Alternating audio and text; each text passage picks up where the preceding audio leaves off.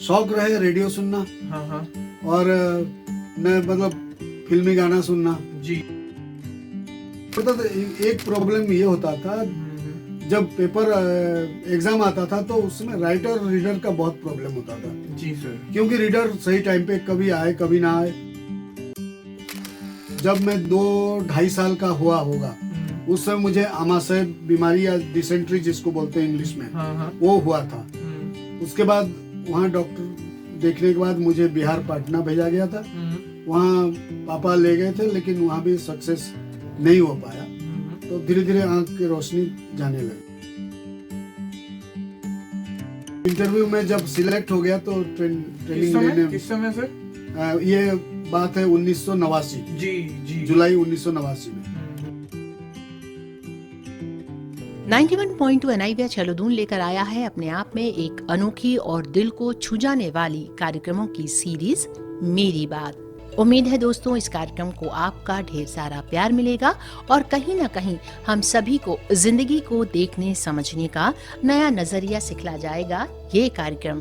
तो सुनिए प्रोग्राम मेरी बात के नित नए एपिसोड्स हर मंगलवार और शुक्रवार को सुबह 7:30 बजे व पुनः प्रसारण शाम 7 बजे।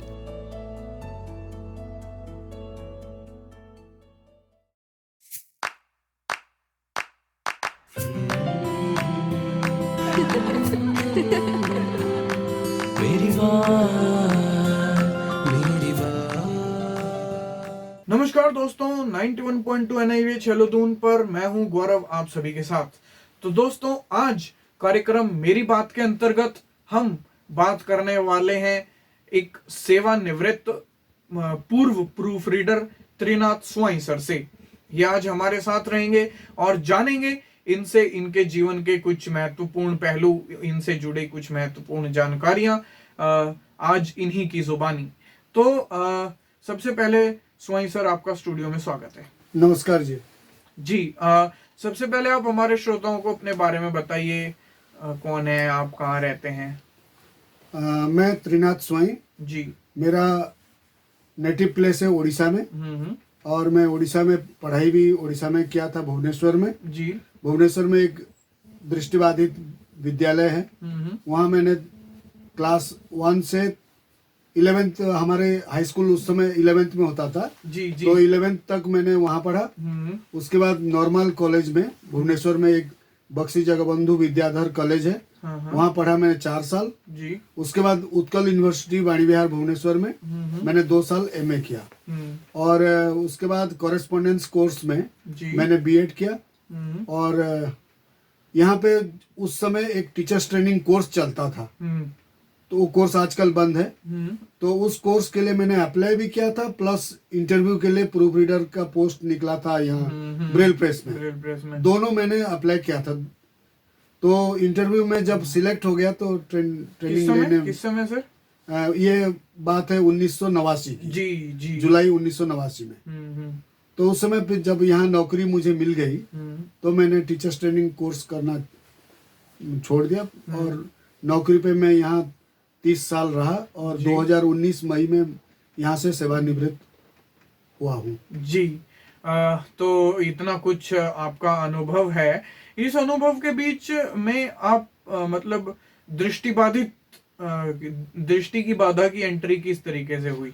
मेरे माँ बाप दोनों बोलते थे उस समय इतना तो डॉक्टर का इलाज कम होता होगा। तो उन्होंने कहा, जब मैं 2-2.5 साल का हुआ होगा, उस समय मुझे आमाशय बीमारी या डिसेंट्री जिसको बोलते हैं इंग्लिश में, वो हुआ था। उसके बाद वहाँ डॉक्टर देखने के बाद मुझे बिहार पटना भेजा गया था। वहाँ पापा ले गए थे, लेकिन वहाँ भी सक्सेस नहीं हो पाया। तो धीरे धीरे आंख की रोशनी जाने लगी उस बीमारी से। हाँ जी। तो कितने साल की उम्र में लगभग आप पूर्णतः आपको यह आभास हुआ कि भाई नहीं, अब तो दृष्टि खो चुकी है? वो तो करीब 4 साल होगा उस समय। और 5वीं या 6ठी साल में मैं स्कूल में गया था इंटरव्यू देने पढ़ने के लिए। जी। तो वहाँ सिलेक्ट होने के बाद, क्योंकि उस समय हमारे राज्य में एक ही स्कूल था, इतने बड़े राज्य में एक ही स्कूल था, तो 10, 12, 15 बच्चे लेते थे एक क्लास में। जी। तो उस समय मेरा सिलेक्शन हो गया था और मैं वहाँ पढ़ने लगा। हाँ, तो ये पढ़ते पढ़ते सर कुछ आपके कुछ शौक भी रहे? शौक रहे रेडियो सुनना, हाँ हाँ और न मतलब फिल्मी गाना सुनना। जी। लेकिन हमारे स्कूल में एक पाबंदी थी, फिल्मी गाना मत गाना। ये बड़ी समस्या होती थी। जी जी। तो जब मैं अपना घर गर्मी की छुट्टी में या दशहरे की छुट्टी में जाता था, उस समय मन भर के रेडियो सुनता था। और रेडियो के लिए ही मेरा हर समय झगड़ा होता था घर में।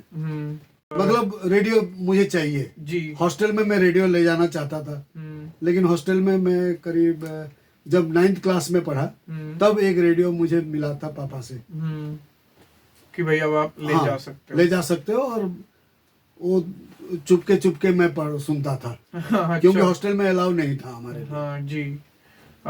तो सर फिर और भी मतलब आप जैसे फंक्शंस वगैरह भी क्योंकि काफी होते हैं तो पार्ट्स किया करते थे? नहीं, इतना उसमें तो था नहीं, मेरे पढ़ाई में ज्यादातर रुचि हाँ जी। रही।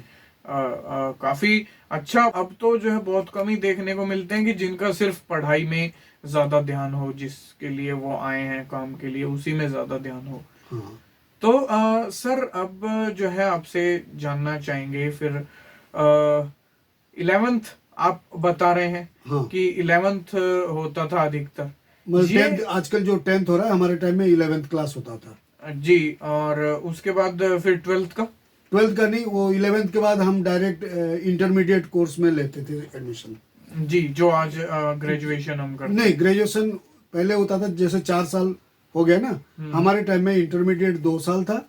2 साल पास करने के बाद तब ग्रेजुएशन में 2 साल के लिए हम एडमिशन लेते थे कॉलेज में। जी जी। इंटरमीडिएट भी कॉलेज में ही था, मतलब हाँ पहले high school +1 +2 हाँ, और 11 उसके +2 हाँ, जो ये नई शिक्षा नीति में भी कुछ इसी तरह का अप्लाई करना चाह रहे हैं ना शायद। हाँ, यहाँ उस तरीके 4 साल से का 5+3+3+4 कुछ ऐसा कुछ करके है। तो ऐसे ही कुछ आप मतलब बता रहे हैं कि पहले टाइम में होता था। तो ये तो काफी जो है इंटरेस्टेड था पहले का 10th की जगह 11th। तो थोड़ा सा मैं पूछना चाहूंगा कि फिर आपका क्या रिजल्ट मतलब रहा पढ़ाई में लास्ट में हाई स्कूल में? और हाई स्कूल में मेरा था 61% जी। और इंटरमीडिएट में भी 61% था। और ग्रेजुएशन में 56% और एमए में था 55%। तो मतलब काफी अच्छा आपका अनुभव रहा। फिलहाल जो स्कूल में आप जो है गए, वैसे तो वो एक ही स्कूल था, लेकिन वीआई होने के बाद और स्कूल जाने तक का हर एक व्यक्ति का संघर्ष अलग होता है, तो आपसे भी जानना चाहेंगे। हमारे हॉस्टल में तो सब वीआई लगभग थे, तो इसलिए ज्यादा नहीं हुआ। जब कॉलेज में मैं नॉर्मल बच्चों के साथ हॉस्टल में रहा, क्योंकि वीआई का अलग हॉस्टल नहीं था हमारा। एक रूम मिलता था जिसमें हम 4-5 वीआई स्टूडेंट्स रहते थे। तो मेरा सबसे बढ़िया संबंध रहा। कोई इतना मुझे अलग नहीं लगता था जो मैं कुछ तुम्हें बता पाऊँ। क्यों, मैं नॉर्मल बच्चों के साथ घुल मिल जाता था, मुझे कोई फर्क नहीं पड़ता था। एक प्रॉब्लम ये होता था, जब पेपर एग्जाम आता था तो उसमें राइटर रीडर का बहुत प्रॉब्लम होता था। जी सर। क्योंकि रीडर सही टाइम पे कभी आए कभी ना आए, और राइटर का भी वही प्रॉब्लम, जब तक आप एग्जाम देने जाओगे जब तक राइटर नहीं पहुंचेगा धक धक होता रहेगा मन। ये प्रॉब्लम होता था। बाकी रीडर से मैं इतना नहीं डिपेंड होता था। मैं ब्रेल बुक्स ही पढ़ना बहुत पसंद करता था, और मेरा ब्रेल बुक्स मैं खुद ही लिखता था डिक्टेशन लेके। ओके। तो यानी बुक्स एक तरीके से जो नहीं होती थी उसको एक तरीके से खुद ही छापते थे आप। हाँ। तो उसके बाद फिर यहाँ कैसे एंट्री हुई आपकी? यहाँ एंट्री हुई, प्रूफ रीडर पोस्ट के लिए इंटरव्यू न्यूज़पेपर में ऐड आया था। तो मेरे एक दोस्त रहते थे भुवनेश्वर में, मेरा घर तो थोड़ा दूर था, तो उनके पास मेरे सर्टिफिकेट की कॉपी था। तो उन्होंने अप्लाई किया था, मेरा साइन करा के भेज दिया था NIVH। तो मुझे बोला भाई गर्मी की छुट्टी में तुम चले जाना अगर कॉल लेटर आएगा।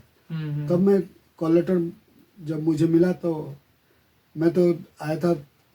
हाँ, उससे पहले मैं बताऊं आपको, जो नेमेथ कोड और हिंदी ब्रेल कॉन्ट्रैक्शन ट्रेनिंग होता था एक, हाँ। तो मैंने यहाँ से पहले लिया था 1986 में। तो उस समय मेरे मन में पता नहीं क्यों आया, ब्रेल प्रेस के जो स्टाफ आते थे ऑफिस ज्वाइन करने 9 बजे, तो मुझे लगा मैं भी कभी मुझे भी मिलेगा क्या चांस यहाँ। तो ये चांस पूरी हुई 1989 में, जब इंटरव्यू दे के मैं यहाँ से चला गया। और हमारे सर ने कोई बोले थे उस समय, अगर आपका हो जाएगा आप आओगे? मैं हाँ आऊँगा, क्यों नहीं आऊँगा। आओगे लेकिन रहने का इंतजाम खुद को करना पड़ेगा। मतलब कोई बात नहीं, मैं कर लूँगा। और मैं जब मुझे नौकरी मिली तो मैं बहुत संघर्ष करके, अपने मुंह से नहीं बोलना चाहिए, लेकिन मैं बाहर बहुत साल तक रहा। तब 6-7 साल बाद मुझे यहाँ कैंपस में क्वार्टर मिला था। जी। तो काफी बाहर भी आपने मतलब संघर्ष करना पड़ा। और ये तो देखिए एक देखने लायक बात होती है कि जो आपको आगे मिलना होता है उसकी एक झलक वो भगवान अवश्य जो है दिखाते हैं। तो आपको भी यहाँ आने के बाद आपका क्या अनुभव रहा? यहाँ का अनुभव बहुत बढ़िया रहा। यहाँ के जो जितनी मेरे कॉलीग्स थे उस समय में, अभी भी बहुत मिलनसार हैं, हेल्पिंग नेचर के हैं। इससे कोई प्रॉब्लम नहीं होता, मतलब एक वीआई को यहाँ रहने के लिए, यहाँ नौकरी करने के लिए। जी। तो मतलब कुछ ज्यादा आपको नहीं, आपके जीवन में कुछ ज्यादा संघर्ष झेलना पड़ा इस विषय में ना। तो नौकरी का फिर एक्सपीरियंस कैसा रहा? काफी अच्छा ही रहा होगा। हाँ बहुत अच्छा रहा। तो और बहुत बड़ी आसानी से आपको जो है जॉब भी मिल गई प्रूफ रीडर की। तो और ब्रेल की भी ट्रेनिंग आपने सारी यहीं से सीखी या नहीं? पहले? ब्रेल तो पहले सीखा था मैंने। हाँ। और यहाँ से जब स्टूडेंट्स लाइफ में यहाँ से किताबें हम मंगाते थे, हमारे लाइब्रेरी में किताबें जाती थी, हिंदी किताबें। तो हिंदी किताब पढ़ने में भी मुझे बहुत आग्रह होता था उस समय। हाँ। भले हमारे कोर्स में नहीं था, लेकिन मैं लाइब्रेरी से लेके पढ़ता था और वही मेरा काम आया बाद में।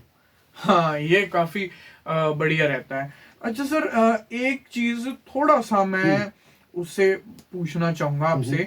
जैसे आपका प्रूफ रीडर की जो है जॉब थी, हाँ। तो फिर तो आपकी बहुत सी तमन्नाएं इस जॉब में भी पूरी हुई होंगी, जो चीजें आप पढ़ना चाहते होंगे। और क्या मतलब वो चीजें मिली आपको यहाँ?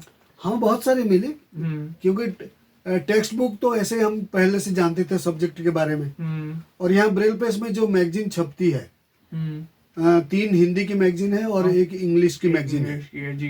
तो उस मैगजीन को पढ़ने के लिए मुझे बहुत इंटरेस्ट होता हूँ और उसी से बहुत नॉलेज भी होता है। नहीं, जैसे क्या होता है कि किसी व्यक्ति की चाह पूरी हो या ना हो, मेरा मानना यह है कि एक प्रूफ रीडर की चाह जो है जरूर पूरी होती है कुछ ना कुछ पढ़ने की, क्योंकि आपने एक लंबा समय इसमें गुजारा। तो आपकी भी कुछ कोई इच्छा ऐसी रही हो कि भाई ये चीज मुझे पढ़नी है और आपको वो बाहर ना मिली हो, कुछ लाभ, कुछ ये आपकी इच्छा पूरी हुई हो, आप बताना चाहें?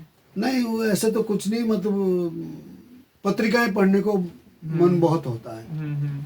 तो वो आपको मतलब हाँ, मिला भी यहाँ आने के बाद। तो सर, एक प्रूफ रीडिंग करते वक्त जो है अगर हम बात करें तो क्या क्या मेन ऐसी चीजें हैं जो हमें ध्यान में रखना चाहिए? एक तो आपको ब्रेल के पूरे ज्ञान होना चाहिए, और अंग्रेजी में कंट्रैक्शन की ज्ञान होना चाहिए जी। और आजकल नेमेथ कोड जो मैथमेटिक्स और साइंस किताब में आती है उसके भी नॉलेज होना चाहिए। और बिना ज्ञान के तो आप कुछ कर नहीं सकते। जल्दी पढ़ने का मतलब ही नहीं उठता उसमें। आप धीरज रख के आराम से सब चीज को देखना चाहिए, तब जाके आपकी प्रूफ रीडिंग और प्रूफ रीडिंग में बहुत फर्क है जी। तो रीडिंग जैसा नहीं करना चाहिए, उसको हम प्रूफ करना है ब्रेल में कितनी सही जा रहा है नहीं जा रहा है, उसको देखना है। हाँ, क्योंकि मशीन्स और इसमें जो है बड़ी, क्योंकि कई बार सर गलतियां भी जो है लोगों को देखने में आती थी पुरानी बुक्स में, 19 से पहले की जो छपी हुई हो वो कह लीजिए, या उसके बाद भी जो है लॉकडाउन के बाद कई सारे उसमें गलतियां भी देखने को आती थी। तो इसलिए ये सवाल महत्वपूर्ण हो जाता है। और भी कोई सावधानी हो? नहीं, बताना चाहिए। पहले क्या होता था, बहुत पहले 1997 से पहले हमारे जिंक प्लेट और एल्यूमिनियम प्लेट में किताबें छपती थी, मास्टर कॉपी जो होता था। तो जब से ये प्लेट सिस्टम हट गया है और कंप्यूटर आ गया आपके प्रोडक्शन ज्यादा करने के, तो उसमें कंप्यूटर में क्या होता है, हम जितनी भी उसको सही तरीके से प्रूफ रीडिंग करें या छापें, वो क्या होता है कभी कभी एक जो ब्रेलो मशीन है उसमें कुछ गड़बड़ी हो जाती है, तो डॉट्स को वो कभी एक्स्ट्रा डॉट मार देता है और कभी डॉट ओमिट हो जाता है। तो इसलिए वो तो मशीनी टेक्निकली प्रॉब्लम है, उसको हम कोशिश करते हैं ब्रेल प्रेस में सही करने के लिए, लेकिन कभी कभी सफलता मिलती है, कभी कभी नहीं मिल पाती है। और तो हाँ, बहुत कठिन है सर इस जॉब को कर पाना। उसके बाद आप सेवानिवृत्त होने के बाद में अब आप जो है किस तरीके से जो है अपना समय व्यतीत करना, तो बस मैं तुम्हें बोला था रेडियो सुनना मेरा हॉबी है, तो अभी भी रेडियो सुनता हूँ, बाकी यहाँ से पत्रिकाएं ले जाके घर में पढ़ के समय काटता हूँ।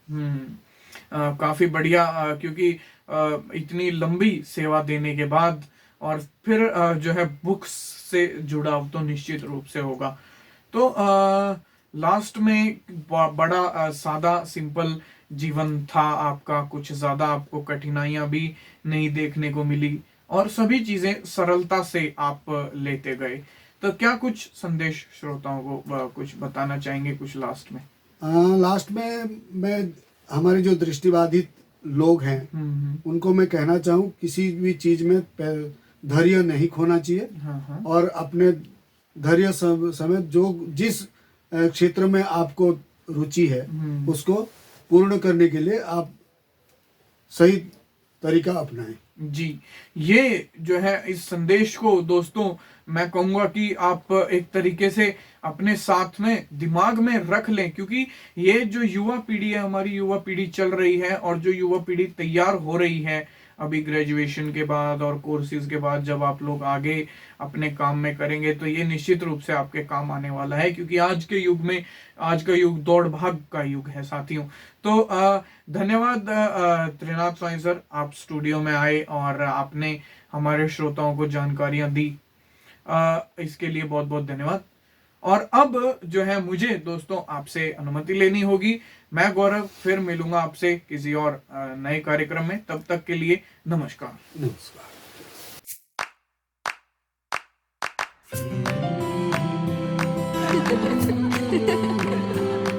मेरी बात, मेरी बात। आशाओं की दीप जले एक नई राह संग चले, मिल रही है खुशियों के ये खजाने, जीवन में सच्चा साथ मिले आओ हम तुम, परवाज भरे सतरंगी से सपने हुए सुहाने, दिल की बातें दिल से सुनाने, तेरी मेरी कहानी, दिल की बातें दिल से सुनाने, तेरी मेरी कहानी, मेरी बात, मेरी बात, मेरी बात, मेरी बात, मेरी बात, मेरी बात।